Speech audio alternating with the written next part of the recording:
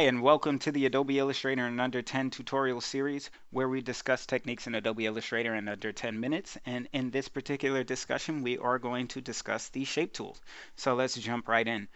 Now, if we go to our toolbar and we scroll down, we'll find that we have the rectangle tool. Now, we can utilize this tool first because it is the default tool, and it is just basically a square or rectangular tool that allows you to drag out on your artboard and create rectangles. And we're going to give this some color so that way we can see exactly what it is we're doing.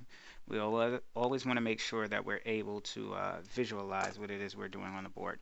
Okay, so I dragged out a rectangle. Now it's good to note that the other tools are found by clicking and holding down on that particular tool area. And underneath you'll find the rounded rectangle, ellipse tool, and polygon tool, as well as the star tool. What you'll want to do is just click and drag anywhere on the board once you've selected your tool to bring that out. Now, if you want to change anything with that tool, you want to be specific with it and how the shape comes out, you can actually just click on the board once and it'll bring up an option box for that tool. So I clicked once with the rectangle tool, and now I can select the width and the height. I can keep them constrained with their proportions. I click OK, and then it will bring that actual tool onto the artboard. I will show you the same thing for each of the other tools. So we're going to go from rectangle to rounded rectangle. And if we were to click this and let it go, you'll notice that the corners are rounded. And if you have an actual higher version of Adobe Illustrator, the CC versions, you'll notice in the corner there are little circles. And these circles allow for you to change the actual radius of the corners for your rounded edges. Okay, so you can increase or decrease, you can make them completely angled, or you can change the actual radius to something smaller or larger, so the roundness of the edge varies. Now, if you wanted to specify it, just like previously, you can click actually on the board, you can change the width and height, and you can change the corner radius amount.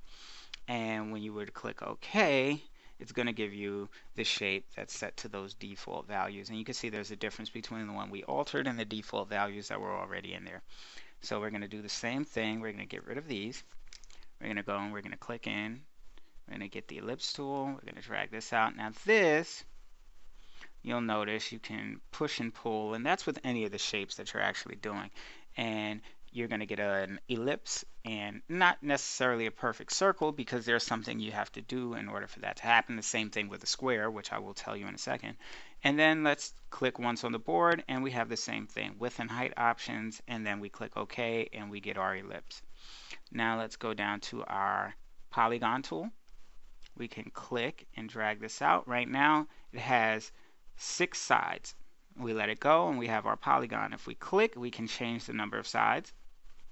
And we can click and change the actual radius overall for the outer circle of the polygon. Click OK, and there's our polygon again. We would do the same thing for the actual star tool. Click and drag out. Now this is a little different. It's going to give you 2 radiuses for the star. It's going to give you an inner radius and an outer radius.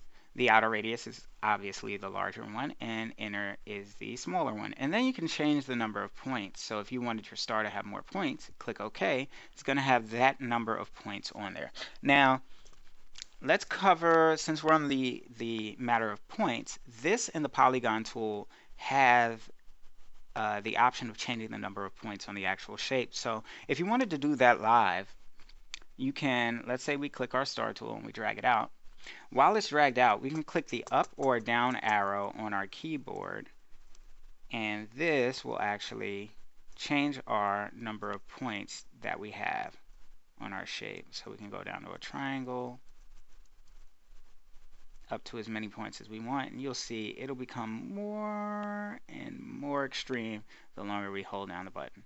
We let it go, and now we have our star. Now if we were to go to the polygon tool, we can do the same thing. Just want to show you that real quick. Drag this out, change the number of sides, and the more you add, notice the more it looks like a circle, but it's not. It's just a lot of straight sides. Alright, so same thing with that in the polygon tool. Star and polygon tool, pretty much same form in which it actually works. So the other thing we want to talk about is if we wanted a square, perfect square, or a perfect circle.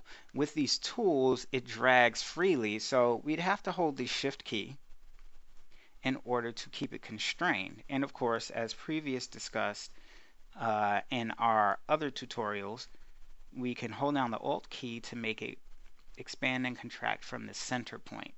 But let's just hold the Shift key, let it go. We have our square.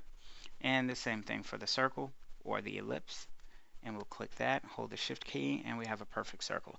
So that's how you use the shape tools in Adobe Illustrator. If you have any questions, feel free to ask. You can find me online at www.theonewillfocus.com, on social media at theonewillfocus, all spelled out TheOnewillfocus, and on Instagram, where the majority of my work can be found.